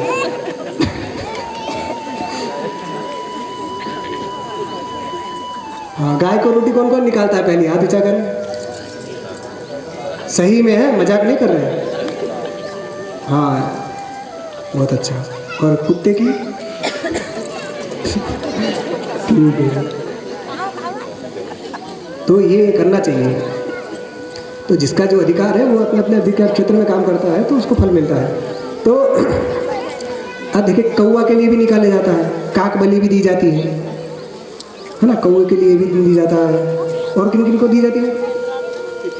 पिपीलिका तो हो गया, कौवा के लिए, चींटियों के लिए, और देवताओं के लिए भी यज्ञ में होती है, आहुति दी जाती है। वो बलि वैश्वदेव आदि जो होता है वो पुरुषों का उसमें अधिकार है, महिलाओं को नहीं करना चाहिए वो बलि वैश्वदेव को। अग्नि में जो आहुति दी जाती है, तो अलग अलग प्रकार से उससे दोष निवृत्ति के लिए। तो ये हो गए, कितने हो गए? 4 हो गए। और नृयज्ञो तिथि पूजनम, नृयज्ञ, नृ मतलब नर, नर यज्ञ, मनुष्य यज्ञ क्या है? अतिथि पूजनम, अतिथि का सत्कार करना, यह मनुष्य यज्ञ है, नृयज्ञ कहते हैं इसको। हमारे घर कोई भी आ जाए तो उसका स्वागत सत्कार करना चाहिए, है ना। अतिथि, अतिथि आजकल तो अतिथि बचे ही नहीं। अतिथि कहते हैं जो जिसकी तिथि का हमें ज्ञान ना हो कि कब आ रहे हैं कि कब जा रहे हैं, जो ना तिथि पूर्व मागतम, जो पूर्व में ना आया गया वो अतिथि है। और आजकल तो आने से पहले पूछ लेते हैं कब जा रहे हो, टिकट कब की कराएं, कब आ रहे हैं, कितने बजे जा रहे हैं। और ऐसे पूछेंगे कि बुरा भी ना लगे कि हम इसलिए नहीं पूछ रहे आप जल्दी चले जाओ, वो तो टिकट कंफर्म मिल जाए इसलिए पूछ रहे हैं। भले मन में लगा हो कि कब जाए, 1-2 दिन के लिए तो सहन कर लेता है, लंबा टिक जाए तो। एक बार हमने दृष्टांत सुनाया था ना कि हम भी कहाँ गए हैं, अतिथि वाला। दोनों पति पत्नी झगड़ा करके निकल गए तो कि मैं कहाँ गई, तो मैं भी कहाँ गया, तो अतिथि निकला पीछे से कि मैं भी कहाँ गया। तो अतिथि, अतिथि का बड़ा भारी अपने यहाँ महत्व है। अपने यहाँ शास्त्रों में मातृदेवो भव, पितृदेवो भव, आचार्य देवो भव, अतिथि देवो भव, ये कहा है वेदों में। सबसे पहले माता को देवता मानने वाला बन, फिर पिता को देवता मानने वाला बन, फिर आचार्य को, गुरु को देवता मानने वाला बन, और चौथा कहा अतिथि को देवता मानने वाला बन। तो माता पिता गुरु, उनके बाद जो सर्वश्रेष्ठ है वो है अतिथि। चौथे नंबर माता सबसे बड़ी है, पिता से भी माता का स्थान बहुत बड़ा है। पितुर्दश गुणा माता गौरवेणातिरिच्यते, पिता से 10 गुनी माता मान्य है। तो पिता की आज्ञा से ही माता की आज्ञा बलवती है। इसलिए संन्यास लेना हो तो पहले माँ की आज्ञा चाहिए। माँ यदि मना कर दे सन्यासी नहीं बन सकते आप। इसलिए भगवान आदि शंकराचार्य सन्यासी बनना चाहते थे, मगर माँ ने जब तक आज्ञा नहीं दी तब तक नहीं गए घर से बाहर। फिर उनकी आज्ञा ली, फिर जा गए। और माँ की आज्ञा के बिना सन्यास सफल भी नहीं होता है। तो राम जी ने भी ऐसा कहा। अब देखिए, कौशल्या माता ने कहा राम जी से कि यदि केवल पिता ने तुम्हें आज्ञा दी है वन जाने के लिए तो तुम वन मत जाओ। क्यों? मैं माता हूँ, मैं आज्ञा देती हूँ, तुम वन मत जाओ, क्योंकि मेरी आज्ञा बड़ी है। उसकी चौपाई भी अच्छी है कि जो केवल पिता ने आज्ञा दी है तो माता को बड़ी मानकर तुम वन में मत जाओ। राम जी का ऐसा है कि केवल पिता ने आज्ञा दी होती तो आपकी आज्ञा बड़ी होती तो मैं नहीं जा सकता था, मगर माता ने भी आज्ञा दी है। कौन सी माता? कैकेयी माता ने आज्ञा दी है। जो माता ने भी आज्ञा दी है तो फिर तुम जाओ। और विमाता को तो माता से भी बड़ा माना गया है। विमाता माता से ही बड़ी मानी गई। इसी में आता है माँ पितुर्दश गुणा माता गौरवेणातिरिच्यते। और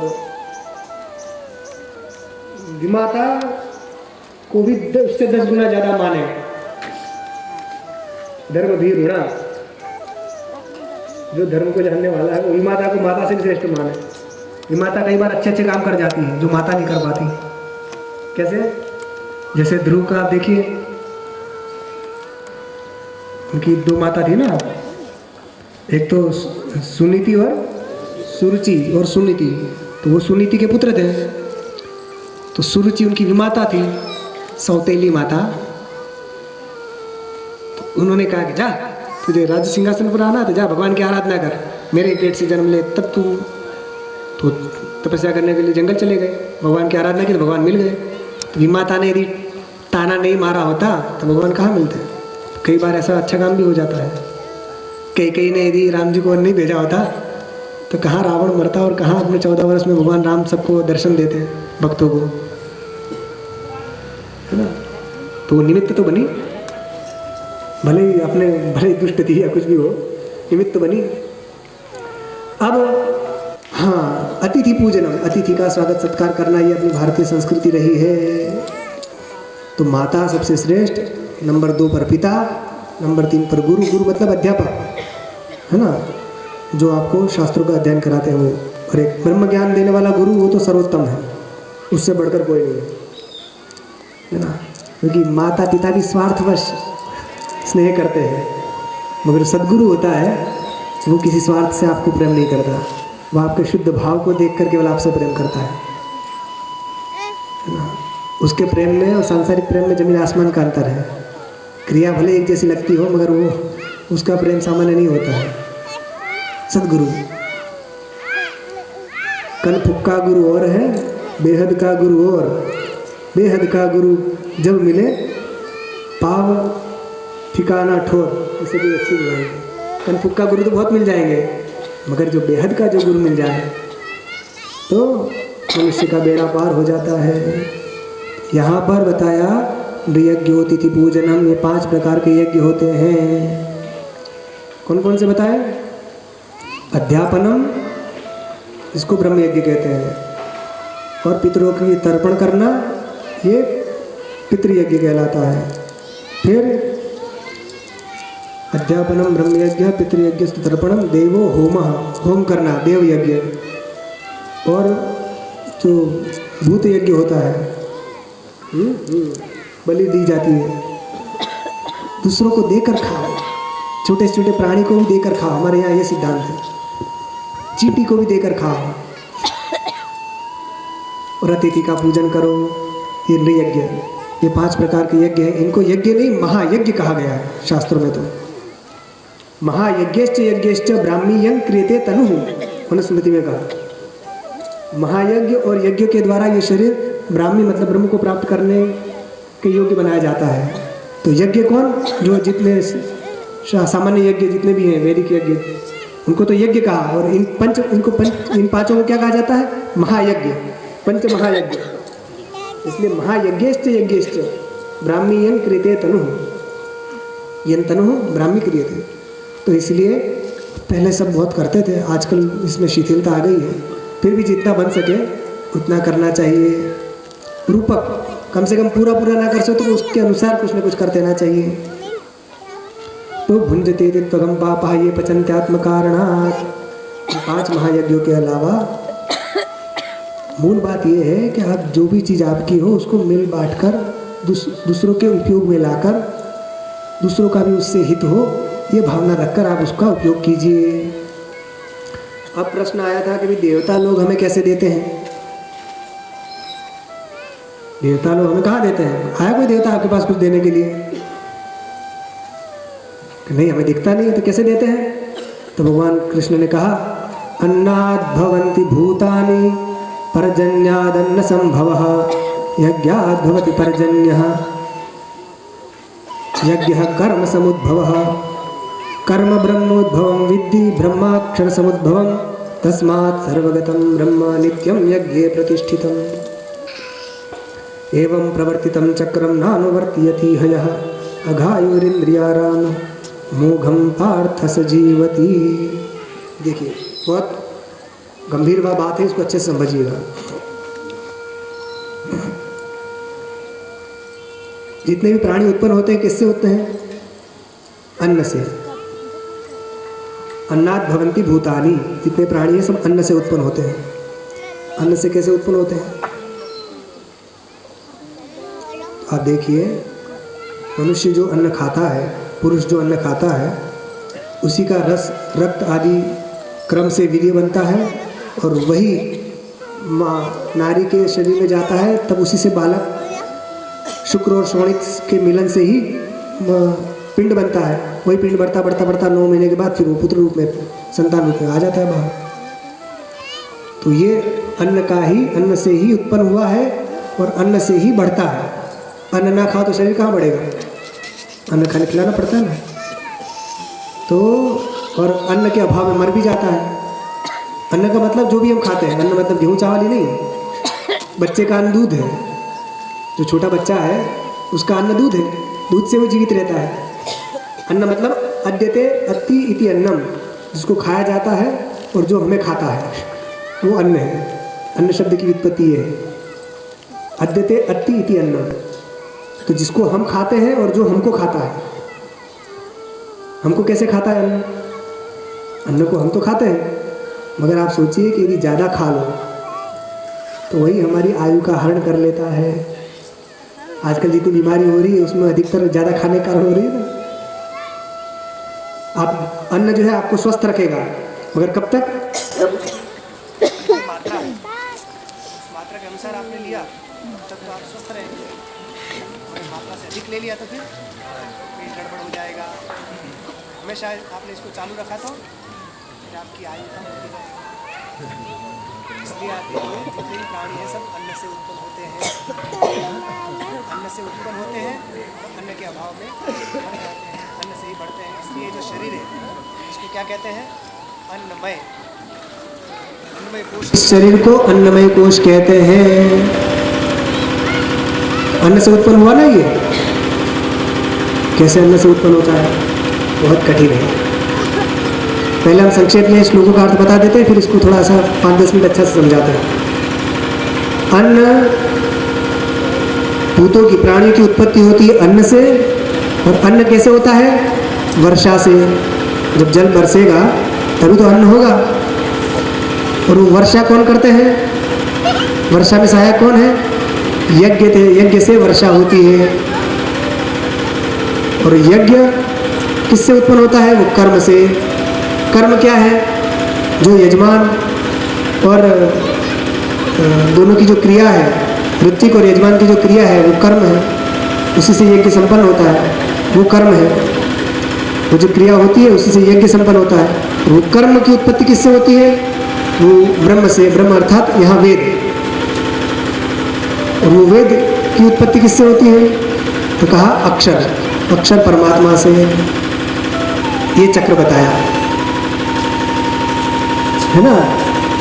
हम समझा रहे, आराम से समझाते हैं, थोड़ा कठिन लगेगा ना, इसलिए मैंने कहा थोड़ा सावधान होकर सुनिएगा। ये चक्र है। एवं प्रवर्तितम चक्रम नानुवर्तयति हया। तो ये चक्र में समझ लीजिए यज्ञ जो है उसके बीच का आरा है। उसके ऊपर 3 नीचे 3। ऊपर 3 कौन है? प्राणी, भूत है ना। जितने प्राणी हैं सब उसको मान लीजिए। वो किससे उत्पन्न हुए? अन्न से। अन्न किससे हुआ? पर्जन्य, मतलब वर्षा से। एक चक्र में एक तरफ कौन हो गए? वर्षा, वर्षा से अन्न, अन्न से सारे प्राणी, 3 हो गए। और दूसरी तरफ क्या है? वो जो यज्ञ है वो किससे उत्पन्न हुआ? कर्म से। कर्म किससे? वेद से। वेद किससे? परमात्मा से।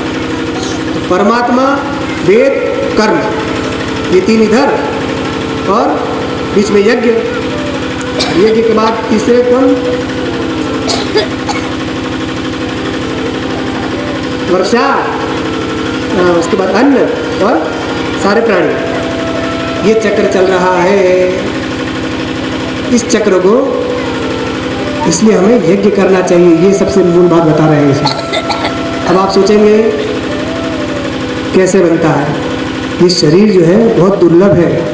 हमने इसको इतना सामान्य समझ लिया है, कितनी कठिनाई से ये शरीर मिलता है पता है आपको?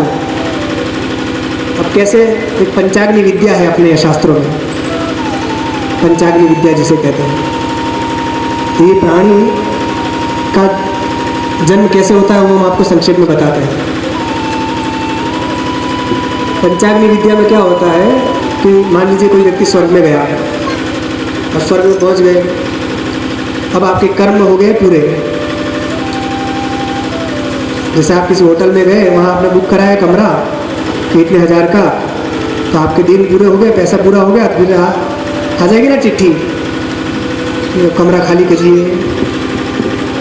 विदेश में आप गए, वहाँ आपने अच्छे कमरा बुक कराया, फिर समय पूरा हुआ तो भैया अब चाहिए और रहना हो तो और एक्स्ट्रा चार्ज लगेगा। तो वहाँ, यहाँ तो हम एक्स्ट्रा चार्ज दे सकते हैं, मगर वहाँ स्वर्ग में कोई एक्स्ट्रा चार्ज नहीं है, कुछ नहीं है, वो केवल भोग योनि है। वहाँ केवल आपने जो किया है वही आप भोग सकते हैं, उससे ज़्यादा कुछ नहीं। कैसे? तो जो स्वर्ग में आपके पुण्य समाप्त हो गए, तो वहाँ का जो अधिकारी पुरुष होता है वो आकर कहता है पत गिरो। तो जैसे ही सुनता है कि गिरो, मतलब हमारी सुख सुविधा संपन्न समाप्त हो गई, तो उसको बड़ा भारी दुख होता है। तो वहाँ जो स्वर्गीय शरीर होता है वो जलीय शरीर होता है। तो ये शब्द सुनकर ही वो पानी पानी हो जाता है, पिघल जाता है और सीधा वहाँ से गिर के पर्जन्य में आ जाता है, बादल में आ जाता है। सबसे पहली आहुति आती है देवलोक में, पहली आहुति द्यूलोक में आती है। वो वहाँ से जो गिरा द्यूलोक, द्यूलोक से दूसरी आहुति आती है पर्जन्य में। पर्जन्य मतलब बादल में। वो जो जीव, अभी जीव शब्द अपने उनको मान लेते हैं, वो प्राणी वहाँ से गिरा पहले द्यूलोक में, अंतरिक्ष में, फिर अंतरिक्ष से कहाँ आया, बादल में गिरा। तो बादल में रहकर फिर जब वर्षा काल आता है तब तक वो बादल में रहता है। वर्षा काल आता है तब वो फिर बरसता है, उस जल के साथ ही वो उसकी वर्षा होती है, जीव वृष्टि भी होती है। आप देखे होंगे जब वर्षा काल आता है तो बहुत सारे कीड़े न जाने कहाँ कहाँ से आ जाते हैं, लाखों करोड़ों की संख्या में। कहाँ से आ गए? वो तत्काल भोग वाले हैं उनके शरीर, तो तत्काल भोग के लिए उनका शरीर बन जाता है और फिर एक दिन बाद सुबह देखो तो गायब हो जाता है, एक दो दिन में फिर समाप्त। तो वो वृष्टि होती है उनकी जीवों की। तो बहुत सारे तो ऐसे कीड़े मकोड़े बन जाते हैं, कोई कहाँ जिसका जैसा कर्म, जैसा उपासना, उसके अनुसार वो सब जाते हैं। और कुछ जो है जल पृथ्वी में गिरे, किसान के खेत में गिरे, तो वहाँ उसकी जब उसमें बीज बोया गया तो बीज के साथ वो जीव उसमें संलग्न हो जाता है अन्न के साथ। फिर उस अन्न को जब वो बढ़ता है, 4 महीने में फसल बन के कट के बाहर आई, फिर वो किसी सर्वगृहस्थ के घर में जाए और उसकी श्रीमती जी अच्छे से भोजन बनाए और उसके थाली में परोस के रखे, भगवान को भोग लगाकर फिर वो जो उसको ग्रहण करता है तो उस अन्न के साथ साथ वो जो जीव है वो भी उसके उदर में चला जाता है। वही रस रक्त आदि क्रम करते करिए शुक्र तक पहुंच जाता है। फिर वही तीसरी आहुति पड़ी, तीसरी नहीं, सबसे पहली द्यूलोक में, दूसरी पर्जन्य में, तीसरी पृथ्वी में और चौथी पुरुष में और पांचवी नारी में, योषित उसकी पत्नी में। तो वर्षा से सबसे पहले द्यूलोक में गिरी आहुति, दूसरी आहुति हुई बादल में, तीसरी आहुति जल बनकर जब पृथ्वी में गिरा तब, और चौथी आहुति उसको जब अन्न बन गया तो अन्न उसके पुरुष ने खाया, उसके पेट में गया, उसी के पेट से होकर जब शुक्र बनकर जब वो नारी के शरीर में गया तब वो नारी के शरीर में उसकी पांचवी आहुति पड़ी। ये 5 आहुति पड़ती है। 5वीं आहुति के बाद फिर वो हाथ पैर आकृति वाला बनकर फिर वो बाहर आता है। तो वेत्तत्व पंचम्याम आहुतो आपः पुरुषो वचसो भवन्ति थी। ये प्रश्न पूछा था उद्दालक से शायद कि तुम जानते हो कि ये जल किस प्रकार 5वीं आहुति में पुरुष संज्ञा को प्राप्त होता है? वेत्तत्व, तो ये आपः पंचम्याम आहुतो आपः पुरुष वचसो भवन्ति थी। पुरुष संज्ञा इसको कब मिलती है? 5वीं आहुति के बाद। ये 5वीं आहुति होती है तब जाकर संतान बाहर आती है। उसमें भी कितना कष्ट होता है आप समझ लीजिए। ये तो सीधे सीधे डायरेक्ट अपन ने बता दिया कि ऐसे ऐसे आता है, हो गया। आप समझ लीजिए कि वो जल बनकर बरसा था, किसान के खेत में ना बरस कर कहीं रेगिस्तान में बरस जाता तो निष्फल गया ना। फिर सूर्य की किरणें के द्वारा फिर वो ऊपर खींचा जाता, फिर न जाने कब तक वर्षा, जब तक अगली बार वर्षा नहीं होती तब तक वो रहता वहाँ। कहीं समुद्र में गिर जाता तो भी व्यर्थ, फिर जाता ऊपर। तो इतना ही नहीं, यदि किसी जानवर ने खा लिया उस अन्न को, कुकर सूकर, कुत्ते बिल्ली चूहा, इन लोगों ने खा लिया, उस पेट में जाना पड़ेगा ना। तो सोचिए कितना कठिन है ये मनुष्य शरीर मिलना, और उसमें भी संस्कारित कुल में जन्म होना बहुत दुर्लभ है। पर आप हम समझ रहे क्या? खाओ पियो मौज करो, क्या रखा है? कहाँ किसने देखा स्वर्ग, किसने देखा नरक? बस यही खाओ पियो, यही स्वर्ग यही नरक। ये इतना दुर्लभ शरीर है। और भगवान को सबसे प्रिय शरीर यही है। उसको हम समझ रहे कि कुछ चीज़ें फ्री में मिल जाती है ना तो उसकी कदर नहीं होती है। आसानी से जो मिल जाए, मेहनत करके मिलती है उसको, मगर आपने सोचे कितना सारा पुण्य किया होगा तब जाकर मनुष्य योनि मिली है, और उसमें बहुत सारा पुण्य किया होगा तब से योनि में जन्मे हैं। क्यों? जगत गुरु जी महाराज की जन्मभूमि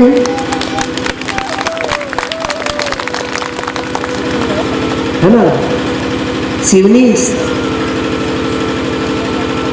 जैसे राम भक्तों के लिए अयोध्या सबसे मुख्य है और कृष्ण भक्तों के लिए मथुरा, ऐसे गुरु भक्तों के लिए सिवनी है।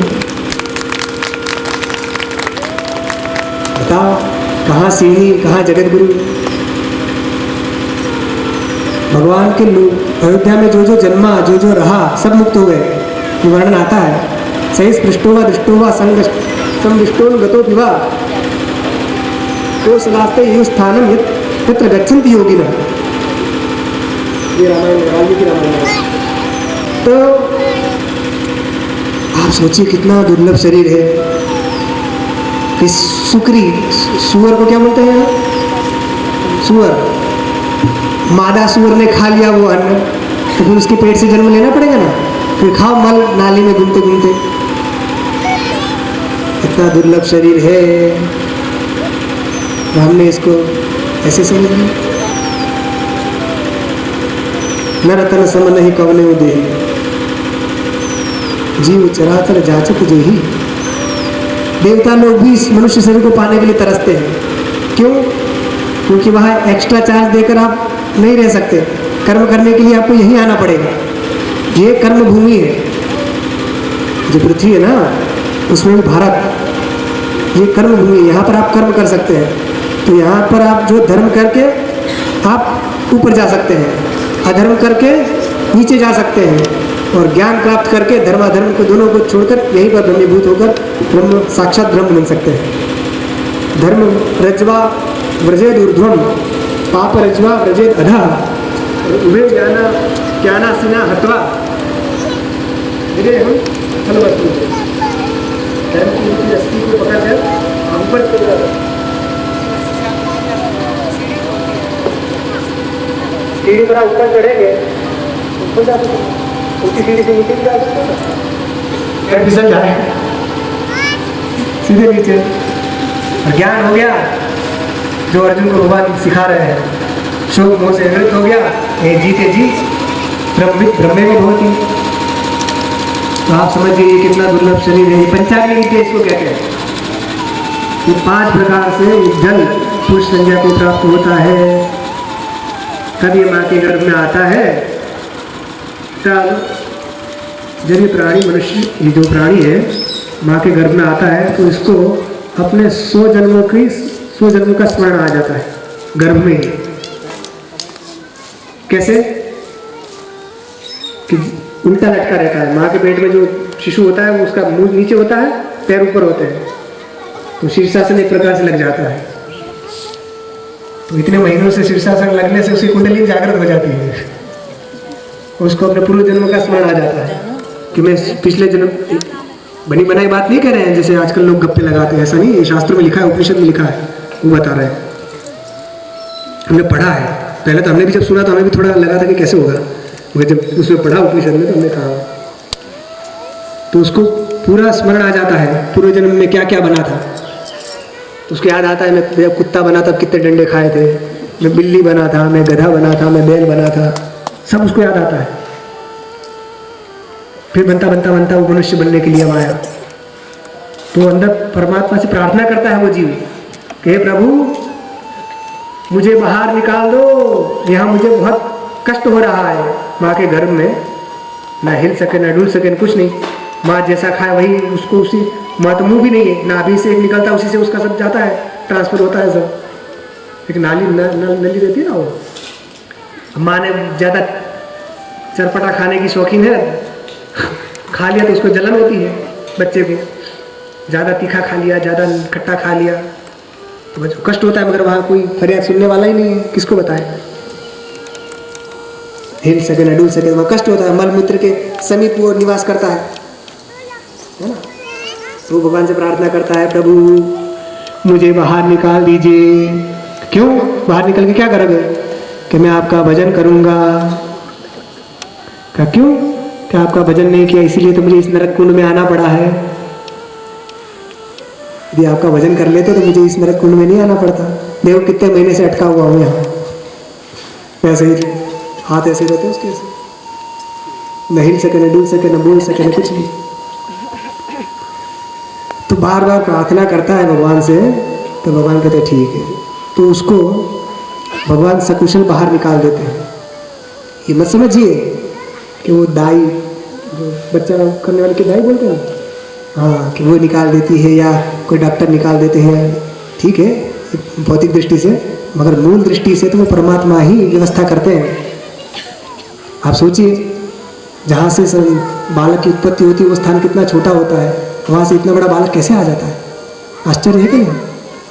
ये आश्चर्य है जन्म होना। वो परमात्मा की कृपा के बिना नहीं होता है ये। तो आजकल के डॉक्टर तो ऑपरेशन करने में ही लगे रहते हैं, कुछ भी हुआ तो ऑपरेशन कर दो, ऐसा नहीं है। तो मूल बात परमात्मा की कृपा से वो सब होता है। निमित्त डॉक्टर बनते हैं और भी लोग बनते हैं, मगर मूल परमात्मा की कृपा ना हो तो भी अटक जाते कहीं, तो बच्चे पेट अटक जाए, कुछ सर अटक जाए, न कुछ हो जाता है। तो भगवान कृपा करके कहते थे जाओ, तो बाहर जाते हैं। भजन करोगे तो बिल्कुल भगवान भजन ही करेंगे और कुछ नहीं करेंगे। तो जैसे ही बाहर आए तो संसार की हवा लगी तो रोने लगता है, हुआ हुआ। तो क्या कहता है? तो मैंने कब कहा भजन करूंगा। अंदर था तब तो कह रहा था भजन करूंगा। बाहर आते कहते कब कहा। संसार की हवा बड़ी खतरनाक होती है। सुखदेव जी इसीलिए बाहर नहीं आ रहे थे माँ के पेड़ उधर से। व्यास जी ने बहुत समझाया कि बेटा बाहर आ जाओ।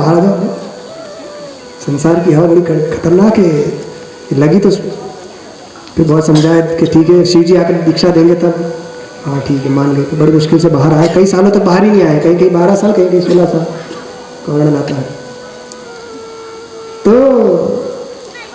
इसलिए जो मनुष्य शरीर मिला है बहुत ही दुर्लभ है, तो इसको हमें अच्छे काम में लगाना चाहिए। और हम इसको ऐसे ही व्यर्थ में समझ झुका देते हैं। इंद्रियों का सुख प्राप्त करने में लगा देते हैं। अच्छा रूप देख लिया तो हम सुखी हो गए, अच्छा शब्द सुन लिए तो हम सुखी हो गए, अच्छा खाना मिल गया तो हम सुखी हो गए, अच्छे कपड़े पहन लिए तो सुखी हो गए। ये सुख में वास्तविक सुख नहीं है, ये सुख का आभास है। वास्तविक सुख परमात्मा को जान लेने पर ही मिलता है। तो उसकी प्राप्ति के लिए हमें प्रयत्न करना चाहिए।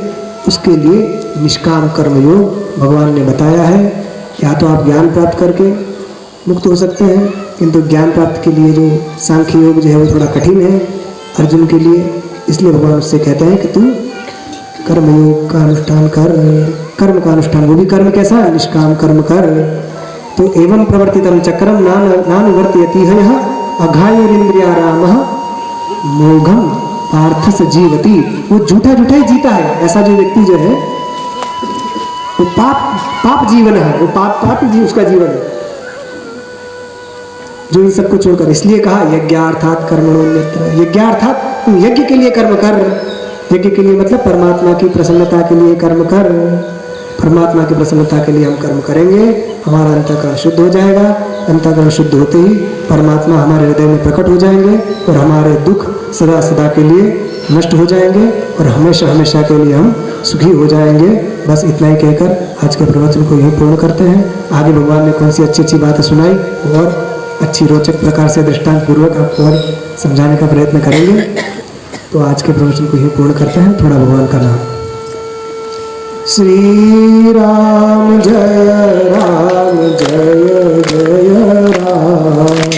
श्री राम जय राम, जय जय राम। श्री राम जय राम, जय जय राम। श्री राम जय राम, जय जय राम। प्यारे जरा तू